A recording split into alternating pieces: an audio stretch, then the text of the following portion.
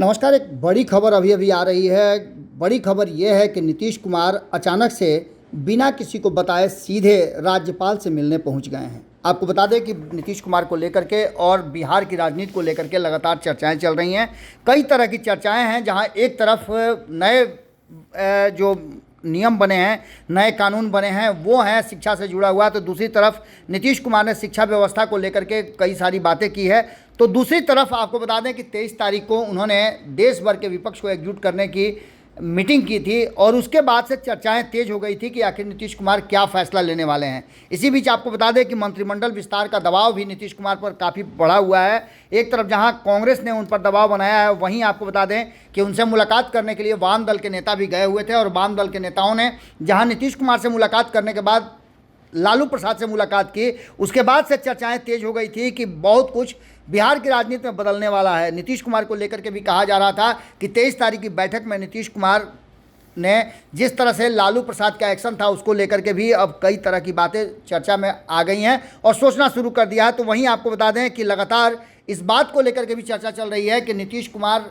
के फैसले को लेकर के और नीतीश कुमार के इस जो नए अभियान है, इस अभियान को लेकर के उनके पार्टी में भी कई तरह की चर्चाएं छिड़ गई हैं। तो दूसरी तरफ ये भी बातें कही जा रही थी कि विधानमंडल की का जो सत्र है वो 10 जुलाई से शुरू होने वाला है, जिसमें राज्यपाल राजेंद्र विश्वनाथ आलेकर को पहुंचना है। पहले दिन उनका अभिभाषण होता है, उसके बाद ये 5 दिनों का सत्र चलेगा। इन सारी बातों को लेकर के अब कई तरह के कयास लगाए जा रहे हैं। अचानक से नीतीश कुमार के राज्यपाल से मिलने पहुंचने को लेकर के अब कई तरह की बातें चर्चा में आ गई हैं। पहली चर्चा तो ये है कि नीतीश कुमार की मुलाकात 10 जुलाई से शुरू होने वाले विधानमंडल की कार्रवाई को लेकर के है। तो वहीं आपको बता दें कि ये तो एक संवैधानिक बातें हैं जो नीतीश कुमार के नहीं जाने से भी हो सकती थी।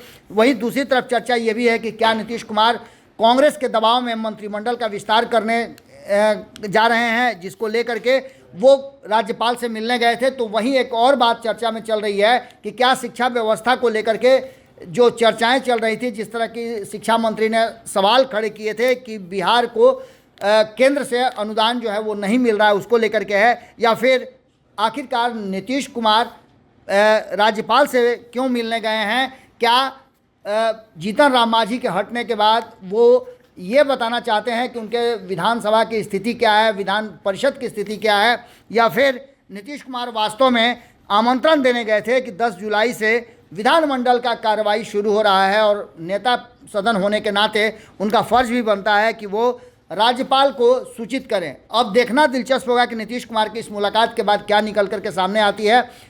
आधे घंटे तक दोनों के बीच में बातचीत हुई है और इस बातचीत को लेकर के चर्चाएं गर्मा गई हैं कि नीतीश कुमार जब जब मिलने जाते हैं राज्यपाल से, तब तक कोई बड़ी राजनीतिक घटना घटती है। इस बार की मुलाकात से क्या निकल करके सामने आता है, देखना दिलचस्प होगा। जुड़े रहिएगा भारत लाइव के साथ, हमारी नज़र बनी हुई है, क्या कुछ होता है हम आपसे फिर जुड़ते हैं। अगर ये वीडियो पसंद आई और वह बिहार के राजनीति और बिहारियत से सरोकार रखेनी तो सब्सक्राइब बटन दबा के चैनल के सब्सक्राइब कर ली।